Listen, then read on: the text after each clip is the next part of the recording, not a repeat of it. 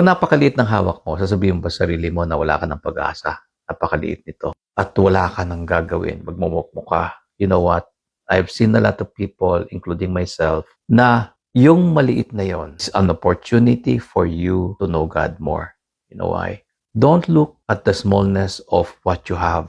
Look at the God who gave that to you. And if you are faithful in that little thing that you have, you do something in order to serve others. And you keep on following that principle of serving others with a little that you have, building yourself up, building your experience by serving others, makikita mo, many years from now, when you look back, you will say to yourself na tunay nga, walang maliit, walang malaki sa Panginoon. Sa Panginoon, ang importante is anong gagawin mo doon sa napakaliit na hawak mo. Will you trust God who is big enough to help you? Or you will just focus on the little that you have and become hopeless? It's very important na yung attitude natin is no matter what we have, we look up to God, the bigness of God, and do something with that little that we have. Be faithful with the little that you have, and God will give you something bigger. You keep on following that principle, and makikita mo, you will have something big to manage.